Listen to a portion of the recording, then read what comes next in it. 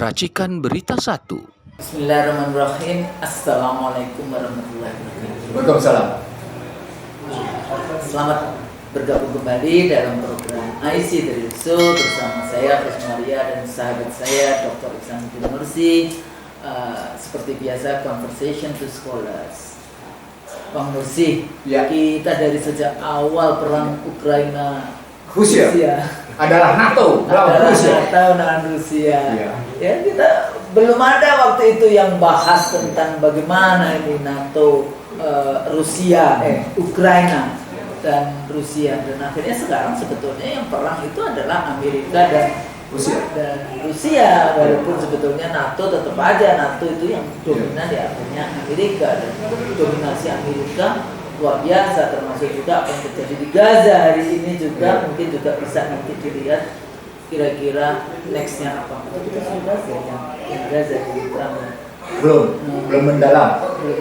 Maksudnya ini kan saya kalau melihat Ukraina saya selalu bandingkannya juga dengan Hamas Gaza dan Israel. ini ya, dengan ceasefire apa yang terjadi dan bagaimana Amerika menyuruh untuk orang Palestina pindah ke Jordan dan ke Mesir dan sebagainya seperti itu. Nah, kembali lagi, ini sebetulnya akhirnya penyelesaian di dalam konteks perang Rusia dan Ukraina ini menarik kan sebetulnya akhirnya Ukraina juga ada mau menyerahkan diri atau itu sudah diserahkan ya terakhir? Belum. Tapi sebetulnya sudah ada keinginan untuk itu sudah wilayah swap gitu ya. Jadi ada swap wilayah yang mana itu Rusia dikembalikan kepada Rusia dan yang seperti itu. Tapi secara detailnya sekarang ini sebenarnya posisinya sudah sampai di mana ya perang Ukraina dan Rusia? Terakhir Rabu kemarin Marco Rubio sebagai Menteri Luar Negeri Amerika berangkat ke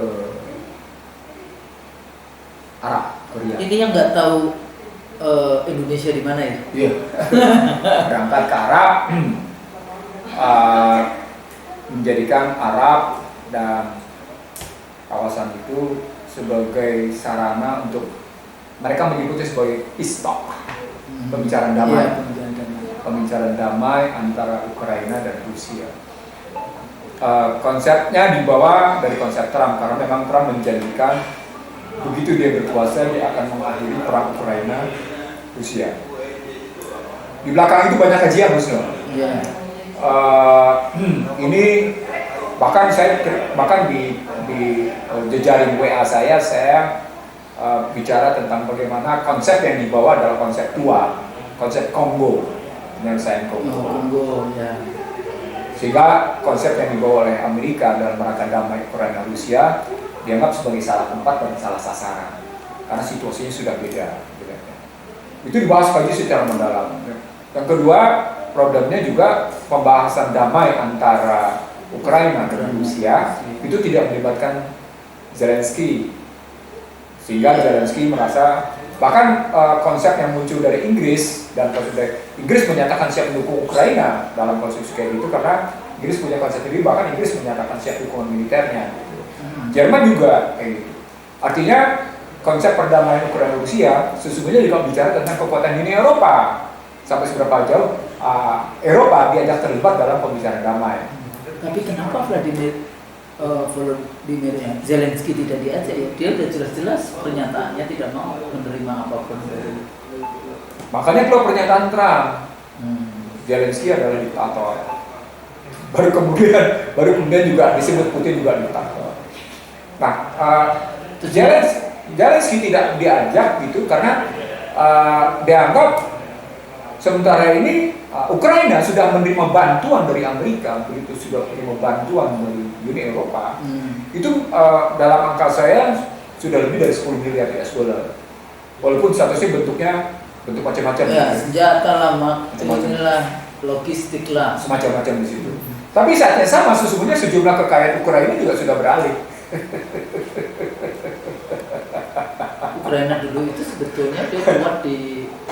Jangan salah, Ukraina bukan cuma sekedar punya gandum. Ukraina juga punya tambang emas. Saat yang lain, ada aset Amerika di Ukraina. laboratorium biologi. Nah, itu prakarya bangsa. Senjata. Tidak cuma biologi, tapi biological weapon. Nah, makanya saya ikut ada tiga model, tiga jejaring yang saya pegang untuk melihat Ukraina, Rusia, gitu ya. Jejaring ini, jejaring menarik di situ. Bagaimana melihat perbincangan itu sampai membandingin kekuatan Zelensky berhubungan dengan Uni Eropa. Nah, dari sana sesungguhnya Ukraina, Rusia ini memang sangat tergantung pada kekuatan Amerika.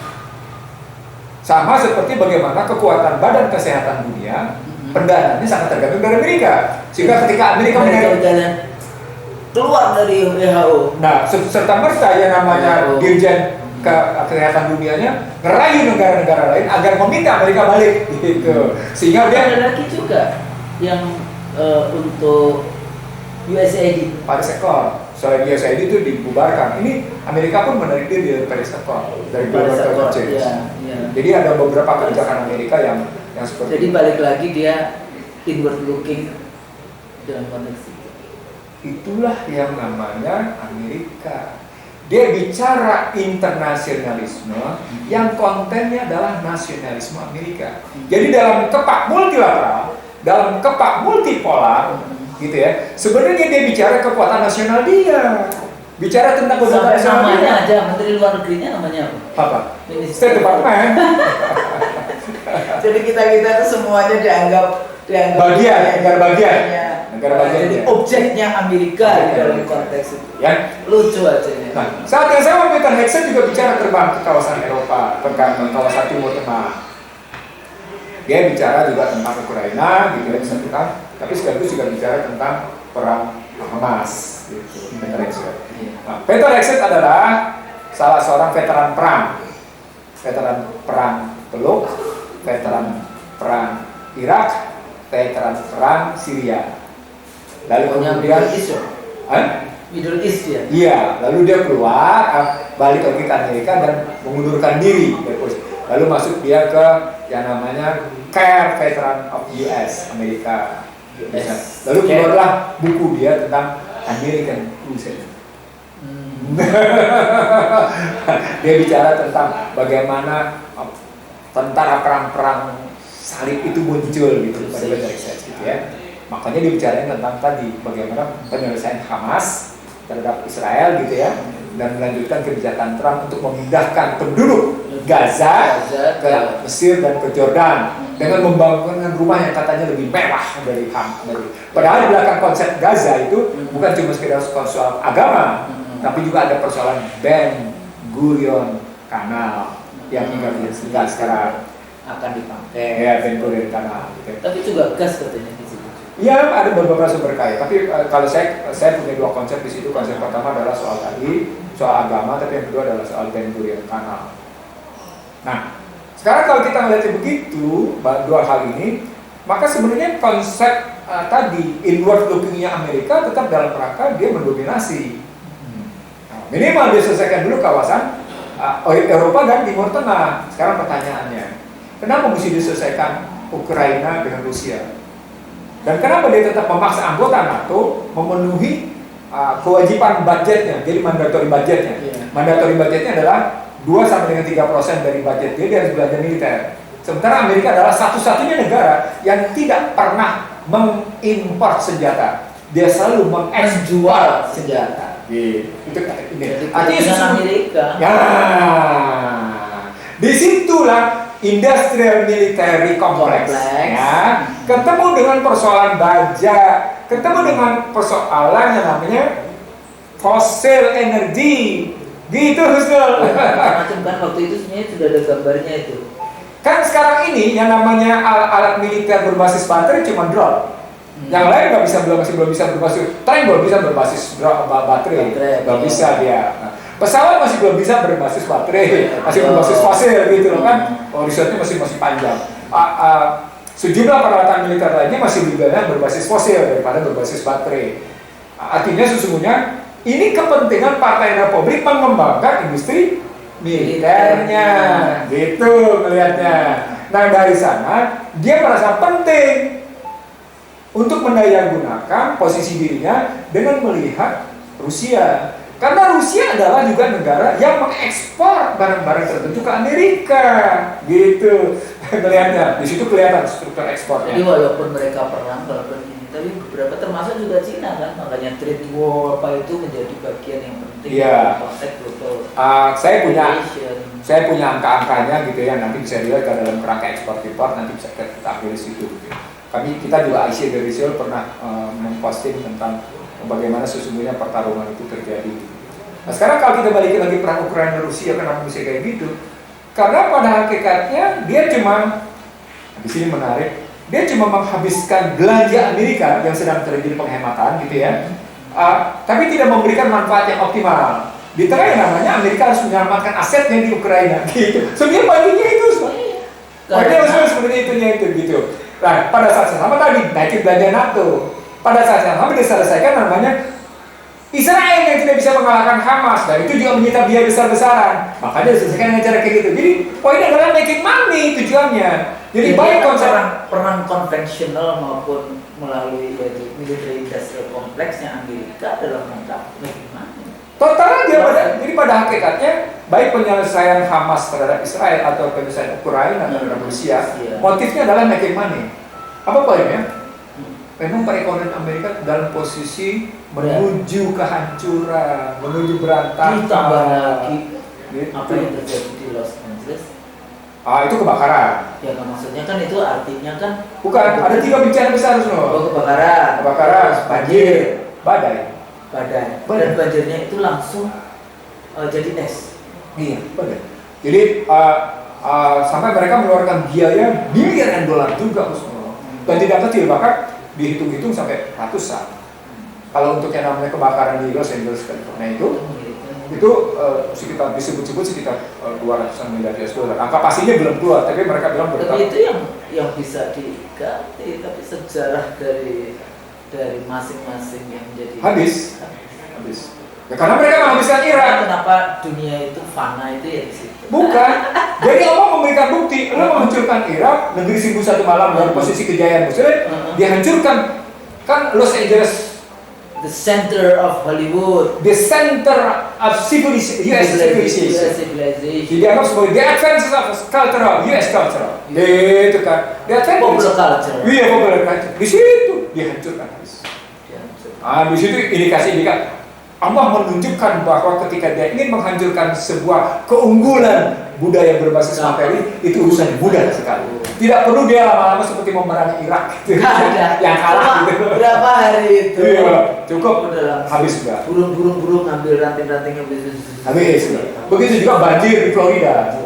Itu karena pipa yang banjir di Florida juga kena. Begitu juga badai Song kena dia. Kalau yang kemarin ini yang sampai jadi es batu itu di mana? Badai, saya lupa di mana. Banjir juga. Ada terkena badai di situ yang. Nah, poinnya adalah Husnul, kalau bicaranya tentang peace, prosperity and stability, gitu kan? Peace, prosperity and stability. Jadi damai, sejahtera dan stabil. Mungkin terjadi kalau basisnya Anda mau menang sendiri dalam rangka Anda mikir. Ada, jadi dalam conflict resolution itu teori-teori itu nggak ada yang kayak gitu. Itu cuma menyelesaikan yang di surface saja. Artinya konsep-konsep yang dimunculkan oleh, sini menarik nih. Ini hubungannya dengan keunggulan-keunggulan universitas. Konsep-konsep yang dimunculkan oleh keunggulan-keunggulan universitas mereka sebenarnya gagal. Nah, dari kegagalan itu bisa kita lihat sebenarnya sekarang ini dari 10 universitas ternama 6 dikuasai oleh Cina. 6 dikuasai oleh Cina, walaupun Cina belum ranking pertama, tapi tetap Cina tetap mendominasi 2 besar. Kalau nggak salah Cina menguasai 6 gitu ya. Selebihnya tuh Uni Eropa dan iya, Singapura belum satu itu lebih biasa. Nah, tapi maksud saya gini ya, udahlah mereka knowledge dan sebagainya yang kayak gitu. Kalau kita nggak kadang-kadang kita melihatnya kan karena ini materialism dikebul dengan melihatnya seperti itu tanpa kemudian kalau kita bahas dengan moralitinya dan sebagainya. Tapi kalau dilihat dari perkembangan teknologi, so what? Nah, menarik ketika Osnul bicara perkembangan teknologi. Saya mengendarai satelit yang diluncurkan oleh Jeff Bezos, Blue Origin, dan bagaimana satelit yang diluncurkan oleh Elon Musk dengan Starlink-nya. Sementara menarik nih, pejabat yang menyetujui ditempelkannya chip ke dalam otak atas uji cobanya Elon Musk dengan nama Neuralink itu dipecat. Bingung kan? Oh, ini ternyata pertarungan di Amerika ini sendiri masih seru banget ini. Ya kayak mafia bermain yang kayak gitu kan. Poinnya adalah Republik sama Demokrat tetap saja bersaing nggak karu-karuan. Iya. Tetap aja mereka kayak gitu bersaingnya nggak, pokoknya bersaing total lah mereka bisa-bisa gitu. Saya kira ini bukti bahwa memang yang namanya materialisme sesungguhnya tidak pernah utuh, tidak pernah bersaudara secara utuh gitu. Kan masing-masing nanti akhirnya kan saling menyalahkan, saling meniadakan, saling menihilkan kepentingannya sendiri-sendiri, kelompok nepotisme yang gitu-gitunya kan luar biasa di dalam konteks. Nah, sekarang kalau kita melihatnya begitu Husnul gitu ya, bahwa peace, prosperity, and stability itu tidak mungkin dijalankan dengan konsep materialisme, mestinya perang Ukraina-Rusia, perang Hamas dan perang Israel, termasuk kekalahan Amerika di Afgan, ya kan? Setelah 20 tahun, dengan semua sekutunya, termasuk kekalahan Amerika di Vietnam sebelumnya di Vietnam.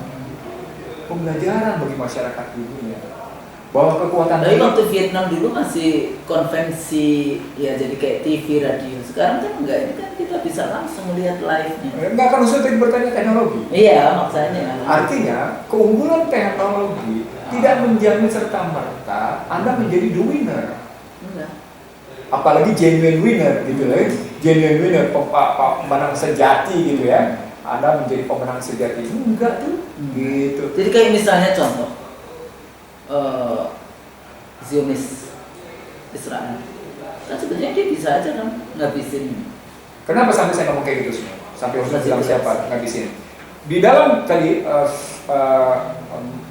satu grup yang saya ikut itu, mereka muncul begini.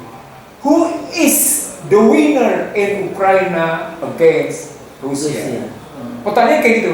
Who is the losing? Mereka bertanya, mereka keluar kajian panjang usul kajiannya, ukuran the winner, ukuran the losing. Termasuk juga yang namanya kajian tentang Hamas melawan Israel. Bagaimana Israel mendapat dukungan penuh dari Donald Trump. Do what you want to do, kata Donald Trump terhadap Benyamin Netanyahu gitu ya. Begitu. Tapi mereka tetap, kalau begitu pertanyaannya, apa sih makna lo menang, apa sih makna lo kalah kalau dalam cara kayak gini? Apa poinnya? Mereka melihat bahwa keunggulan teknologi yang dibawa Amerika dalam kerangka militer, dalam kerangka yang namanya juga ICT, gitu ya, itu tidak menjamin bahwa mereka memperoleh hakikat kemanusiaan. Dan balik lagi karena yang dia bunuh, yang dia ini sampai ada anak bayi, sampai ada ya, perempuan dan sebagainya. Itu gimana kamu mau ngomongin teknologi, kemajuan teknologi cuma senjata pembunuh? Dari sini terang mengambil contoh Putin tentang gender itu cuma dua. We know the gender just man and woman. Tahu-tahu ngomong kayak gitu. Artinya dia sadar, andai kata memang lahir LGBTQ ada problem besar gitu. Nah, kita lupakan itu. Kita poinnya adalah bahwa perang Ukraina Rusia, perang Hamas Israel pada hakikatnya adalah perang problematik pada pengertian, pemahaman gitu. Tentang nilai-nilai kemanusiaan. Sebetulnya. Jadi pengabaian akan nilai-nilai kemanusiaan yang digagas oleh Amerika sendiri, walaupun Amerika kelihatan bicara tentang perdamaian, tapi pada akhirnya mereka mengabaikan nilai-nilai kemanusiaan. Jadi kemana nilai-nilai kemanusiaan ketika Anda bicara tentang the end of war Ukraina Rusia dan ujungnya soal perdamaian dan ujungnya soal kemanusiaan? Nggak bisa. Setelah berapa tahun? 3 tahun. 3 tahun. 2022, 2025. Kan nanti ketemu nih. Iya. Ketemu 3 tahun. Sampai mereka sampai menghitung 10.000 berapa, 1.000 berapa ini angkanya sampai kalau nggak salah sekarang sudah 1.100. Kemarin waktu saya baca pada angka 10.095 hari mereka itu. Hari yang dia, ya mereka itu. setiap hari yang mati, yang ini mereka itu. Gitu. Yang menarik, saya ketemu, maaf ya, ini kan cerita tentang humanisme. Perempuan berpendidikan di Ukraina yang gelarnya dokter, apakah dokter gigi atau dokter umum, atau kemudian perempuan Ukraina yang cantik-cantik itu yang bergelar pendidikan, itu sesungguhnya memang risau atas kebijakan yang diambil oleh Zelensky. Saya punya itu risau mereka, kajian mereka dalam-dalam Kalau kita memang mau menjamin tentang kehidupan bangsa Ukraina, mereka bilang bangsa Ukraina di Kiev ya, ini di Kiev ya. Maka sebenarnya katanya tidak bisa kita mengikuti model pendekatan Zelensky atau pendekatan Amerika. Kita harus bicara dengan pendekatan kemanusiaan dalam ukuran kita sendiri dengan Putin, sehingga Putin tidak melihat kita sebagai kaki tangan NATO. Karena Ukraina itu cuma di depan rumah mereka.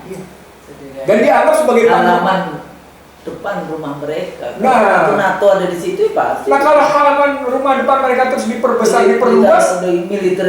Gimana dong Rusia? Itu makanya keluar tuh kajian-kajian kayak gitu, kayak gitu.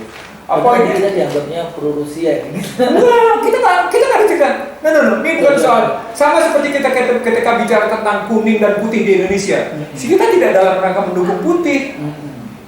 Atau kita dalam rangka mendukung putih. Enggak, kita bicara proporsional. Bagaimana kepentingan nasional. Kepentingan nasional yang kita junjung setinggi-tingginya, bukan junjung tinggi, setinggi-tingginya. Nah, artinya ketika kita melakukan kajian kita memang memenuhi prinsip. Nah, di sini menarik, Husnul. Kajian kita memenuhi 7P. Kajian kita memenuhi 7P. Prosedur hal konstitusionalnya, ya kan?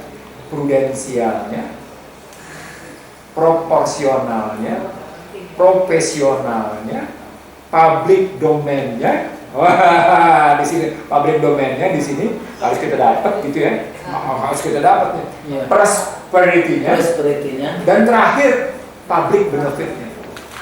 Karena prosperity belum tentu memberikan public benefit. Gitu. Prosperity for a certain person. Iya, for certain person. Jadi bisa juga dalam rangka sebenarnya ekonomi, public benefit berbentuk ekonomi. Iya. Bisa jadi dalam bentuk benefit dalam bentuk sosial, ekonomi dan hukum dan sosial. Gitu. Makanya tidak semuanya kemudian Nah, 7P ini kita jadikan alat analisis bagi situasi domestik kita dan internasional. Sama seperti 7P ini kita saksikan dalam konstruksi Ukraina Rusia, nggak kejawab. Tidak ada mana-mana kemanusiaan dalam perang di situ karena dua-duanya sama. Perang kan sebetulnya tidak ada problematik kemanusiaan. Ada. Udah jelas bunuh lawan gimana? Iya, udah jelas. Artinya ketika butir pertama tidak terpenuhi, maka 6P lain juga tidak ada. Gitu. Apalagi bicara prosperity. Jadi prosperity malahan justru yang memanfaatkan perang di antara itu untuk salah satu pihak. Iya. Itu kan Iya. yang menjual senjata. Iya. Jadi Zelensky sekarang saya lama-lama dulu kan kita masih ngikutin lama-lama capek juga kita ngikutin Zelensky. Ya apalagi isunya kan bagian dari pelangi. lepas dari itu. Nah, tapi yang seru kan persoalannya ada hubungannya dengan Zionis Israel juga di dalam konteks itu, kan dihubung-hubungkan dengan itu. Itulah bukti bahwa sesungguhnya konsep-konsep yang datang dari Barat itu mereaktifkan nilai-nilai kemanusiaan. Padahal ajaran Quran itu mutlak nilai-nilai kemanusiaan. Ada contohnya gitu. Tidak boleh membunuh satu orang karena membunuh satu orang yang beriman itu sama dengan membunuh semua manusia. Bahaya gitu ceritanya. Dan dalam konteks yang kayak Jewish radical, jadi ada radikal Jewish teaching radikal kayak gitu, harem itu kalau mau bunuh perang kayak gitu itu semuanya dibunuh including the donkey. Jadi mereka selalu mengatakan jihad. Ternyata datanya sebetulnya yang paling banyak death toll dari studi itu peace and jihad. Itu. Pertama itu peradaban Kristen, Yahudi dan sebagainya. Yang kedua ateis. Yang ketiga sinik. Yang keempat Buddha, Hindu Buddha. Yang kelima indigenous. Keenam baru Islam. Tapi kita kan dicekokin gitu oleh Barat bahwa Islam. Padahal kalau Islam perang, bunuh nggak boleh, bunuh anak nggak boleh, bunuh perempuan. Itu contoh pelepasan sandera. Iya. Bagaimana pengakuan sandera itu? Sandera yang dilepas oleh Hamas dan sandera yang dilepas oleh Israel. Beda sekali. Beda sekali. Itu yang saya bilang bahwa perdamaian di Ukraina Rusia atau bagaimana kemudian situasi gencatan senjata Hamas Israel pada hakikatnya rancunya nilai-nilai kemanusiaan dari Barat. That's the point. Dan mereka selalu menggunakan diksi-diksi ilmiah kan, propagandanya ada human right, ya. Ada human right itu segala macam, itu ujung akhirnya multiple standard, apa yang enak buat gua. Poinnya itu equality, equity, morality, etik apa? Mana kayak gitu kan? Dan kita dipertontonkan sebenarnya dengan perang Ukraina, ya, Rusia dan Barat itu, dan Hamas Israel. Dengan Israel. Yeah. Kalau dulu sebetulnya kita udah tahu, tapi itu kan studi-studi ya, karena belum ada perkembangan IT, tapi dengan sosial media itu semua orang bisa melihat. Penutup semua. Kajian itu juga melihat begini. Zelensky nggak belajar dari Taiwan sih katanya. Saya bingung kenapa bisa begitu di awal analisisnya. Taiwan dalam posisi sekarang masih tetap menikmati surplus perdagangannya dengan Amerika, dan pada posisi walaupun tidak diakui One Chinese policy. Yeah. Tapi berikutnya begini, walaupun kemudian kita ditakut-takuti atas serangan Cina, kami tetap asik berdagang itu dengan Cina. Malah waktu saya datang ke Taipei, gitu ya, beberapa kali waktu itu ada waktu jadi KPU, waktu setelah dari KPU, beberapa kali sebelum KPU saya beberapa kali ke Taiwan itu ada conference dan sebagainya. Mereka itu mengatakan bahwa tahun 70-an itu kota Taipei itu masih kampus. Sekarang sudah menjadi kota yang sebesar. Yang kedua lagi apa? Mereka sekarang mengambil posisi pembangunannya itu mau R&D, jadi research and development. Pabriknya di Cina, di mainland. Jadi mereka masih membangun pabrik di Cina walaupun perang. Maksudnya perang dingin gitu ya antara ini, karena Cina maunya kan harus kembali kayak Hong Kong, kembali Taiwan. Memang ada dikte dari Washington terhadap Taiwan. Ada sejumlah produk dari Taiwan yang tidak boleh dijual ke Cina. Karena APBN Amerika membantu 3 negara, membantu Taiwan, dan mereka memproduksi chip, membantu Samsung, gitu ya. Satu lagi dibantu Selatan kan, karena dia waktu itu kan itu perang melawan komunis kayak gitu. Jadi ini tempat yang pas depan. Ada 3 negara yang memang akhirnya dibantu dan akhirnya mereka membangun pabrik di Amerika, tapi atas bantuan APBN Amerika. 3 negara. Saya lupa, yang saya ingat Taiwan, Korea Selatan, satu lagi mana? Malaysia atau mana? Apa Singapura, lupa saya. Karena dia bangun pabrik. Poinnya adalah tetap saja ujung-ujungnya adalah soal duit. Ujungnya soal making money. Jadi apapun ceritanya mereka penguasaan kekayaan dunia. Dan itu diindikasikan ukurnya adalah uang. Jadi kesuksesan diukur oleh uang. That is materialisme. Okay. Produk dari liberalisme, neoliberalisme. Jadi materialisme memproduk liberalisme dan kapitalisme, gitu. Jadi kalau pakai struktur ekonomi dan demokrasi. Iya, demokrasi, politiknya demokrasi. Jadi materialisme, kapitalisme, gitu ya. Kemudian di situ imperialisme, di bawahnya demokrasi. Gitu. Jadi seperti itu ya. Yeah. Mudah-mudahan kita ini agak pendek, tapi menurut saya penting gitu, karena kita juga selalu kajiannya kan nggak cuma domestik, kita juga kajian global.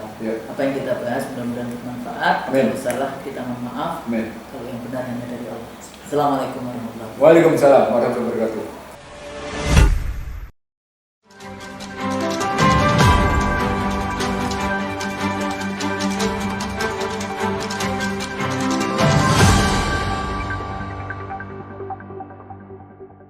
Racikan Berita 1.